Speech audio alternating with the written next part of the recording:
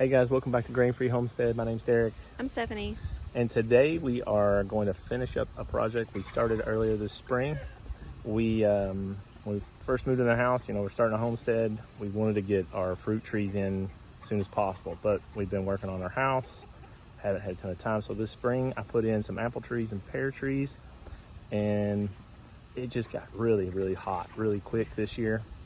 So we are finishing up. We have some peach trees and some pawpaw trees that we're putting in, and we're kind of creating like a little area on our property that's going to be our orchard. It's not going to be like this big giant orchard. We're just putting in something for our family, something to meet our needs, just having some fruit trees. And there's just some things that you got to kind of do, like some trees don't self-pollinate, so you need multiple of each kind. You need a few different kinds of apples, a few different kinds of peaches. So we're doing kind of sticking with like 3 of the maybe some different varieties, because a lot of times the different trees need they need a different variety tree, a peach tree. You can't do all the same, or it just depends. So we're gonna get these in the ground, get them planted before it gets too cold. So let's get to it. So while Derek's kind of getting everything together and where we're gonna place all the trees, I'm just getting them trimmed up. They've been in the pots. When they're in the pots for a long time, they'll dry out and they just don't thrive in a pot. So I'm just kind of getting them pruned up and ready to go in the ground. If you prune them, it actually encourages new shoots to come out and help the tree to grow faster and fill out faster. So I'm just kind of getting them ready for him to put them in the ground. So whenever you pick out your trees, you want to make sure you get the right size and the right variety for your area. We've got Gala apples, jonagold apples. We have a 4-in-1 apple, and we got semi-dwarf.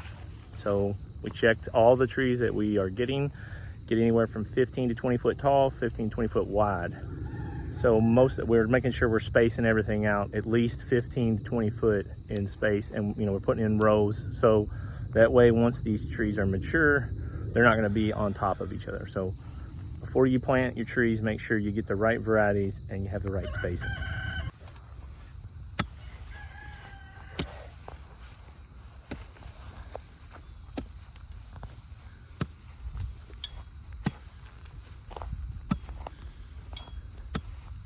So while Derek's getting those in the ground, here's our pawpaws. They're not very big. We got them as just little tiny seedlings. I think these 2 are from this year. This is one that made it from last year. It's a little bit bigger than these 2. But we had a bunch of these, like our county extension office gave them out. And we had about 10 last year, I think. And they all took off. They did good. I think all but maybe 1. And we had a storm that came and blew something over, broke a few. But we left them in pots, through the winter, just kind of lined up. And they did not make it through the winter. This one here, I believe, is the only one that actually made it. I had another one and it got broken in a storm. So these 2 are from the beginning of this year, from the spring. So that's why they're smaller. But we're going to get all 3 of these in the ground today. We've got a good 6-8 weeks before we should get a heavy freeze or frost or anything. So some rooting can take place. So we're going to get the pawpaw trees in the ground. If you don't know about pawpaw trees, they are native to Kentucky, and they bear a fruit that you can't hardly ever get like at a market or in the grocery store. It's a very short-lived fruit. It doesn't store well, so that's why they're not able to ship it across the country to be sold in supermarkets or anything. It's supposed to kind of taste like a cross between like a kiwi and a banana type fruit. It's kind of soft like that, but once it starts to ripen, you only have about a week, I believe. So we're excited about this. I know a lot of people are always looking for pawpaw trees. They're kind of hard to get a hold of unless you're just starting them in your backyard like this. It's not a tree that's easily found at a nursery or something like that. So we're going to give these a go, and hopefully, I think it takes 5 to 7 years to get fruit. So hopefully we'll be getting some, and we'll let you know how it is when we do.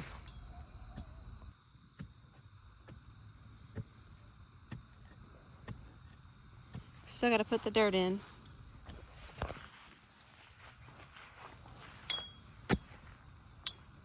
He's using this, we call it a spade. It's a Wolverine. Solid metal, straight neck. It's weighted. It's like a big pry bar with a tooth. Yeah. It's excellent for planting trees.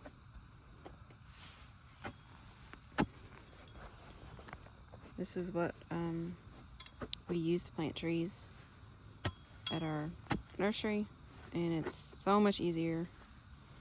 You just sharpen them and they just cut through the dirt. It rained here finally, so the dirt is much softer.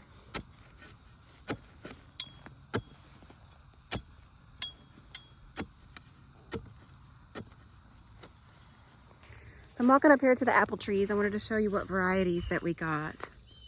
First one here, you can kind of tell they're starting to come back out. Heat has been really hard on them this year. The first one is a jonagold. And apples do tend to do better if you have more than one variety. You don't have to have 3 varieties like we do, but that's just how it worked out. This one's actually a 4-in-1. So it is a Golden Delicious, Red Delicious, and a Gala, which that's what a Gala is a cross between the two. And then the 4th one is a Fuji. And then this one down here, which is coming back out too. They're getting new leaves and they're leafing out. Kind of see here. This one is a Gala. Gala is one of our favorite apples.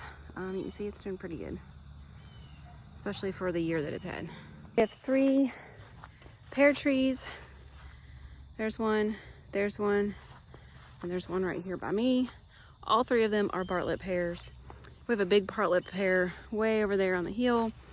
And Barrlet pears don't have to have another variety or even another tree. They can be self-pollinating.